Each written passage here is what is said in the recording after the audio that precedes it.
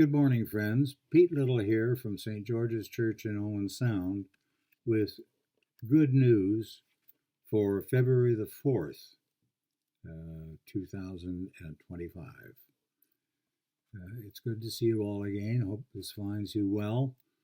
Um, as many of you know, we have, those of us who are doing these good news recordings, are given this booklet, and it's Forward Day by Day Daily Devotions for Disciples. And it tells us what the readings are assigned for the day, and today I've chosen to use the reading from Matthew 13, verses 44 to 52.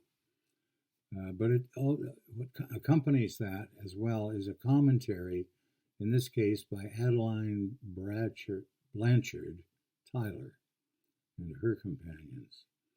And so they've read this, and then they've compiled this response.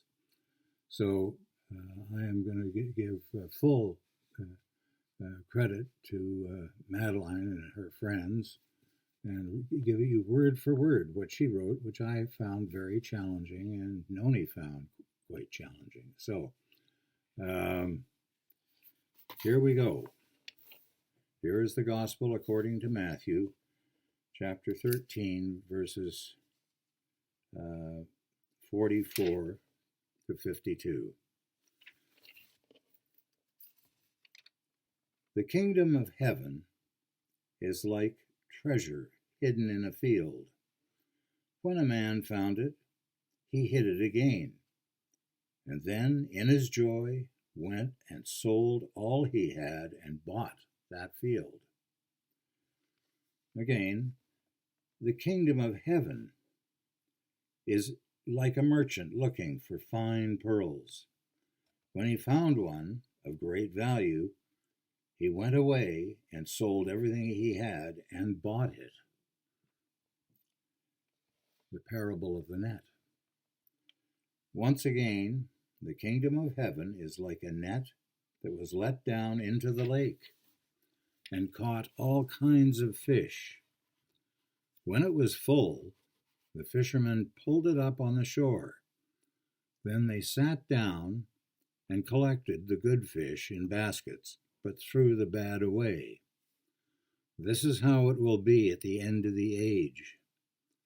The angels will come and separate the wicked from the righteous and throw them into the fiery furnace, where there will be weeping and gnashing of teeth. Have you understood all these things? Jesus asked.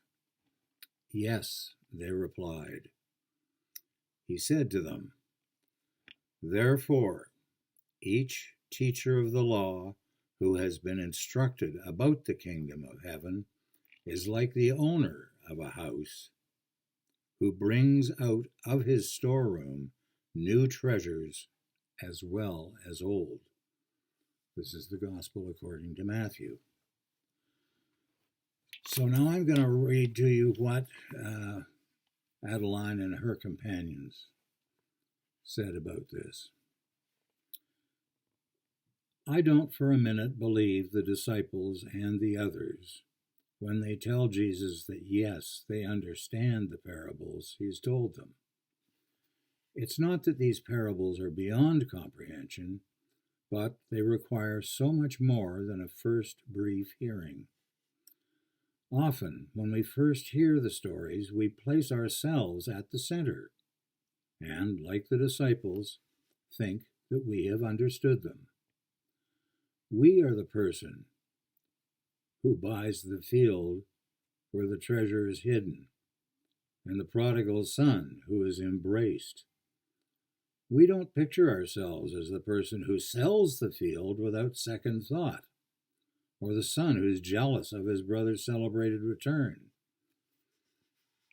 The New Testament scholar Amy Jill Levine has said that parables should challenge and convict us,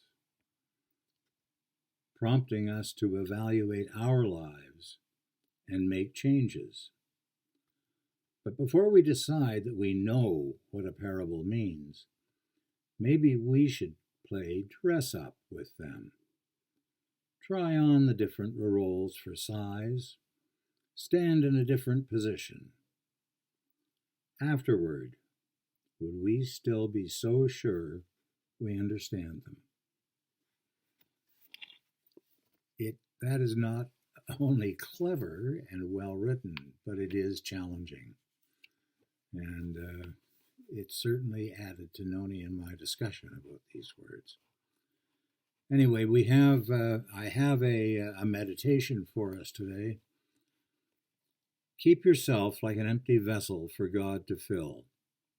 Keep pouring out yourself to help others so that God can keep filling you up with His Spirit. The more you give, the more you will have for yourself. God will see that you are kept filled as long as you are giving to others. But if you selfishly try to keep all for yourself, you'll soon be blocked off from God, your source of supply, and you'll become stagnant. To be clear, a lake must have an inflow and an outflow. And the prayer I'm going to use today is, I pray that I may keep pouring out what I receive. I pray that I may keep the stream clear and flowing. Amen. God bless you all. Thank you for your prayers. You are in our prayers. I hope you have fun with this one. Let me know. See you in another month or so. Thanks.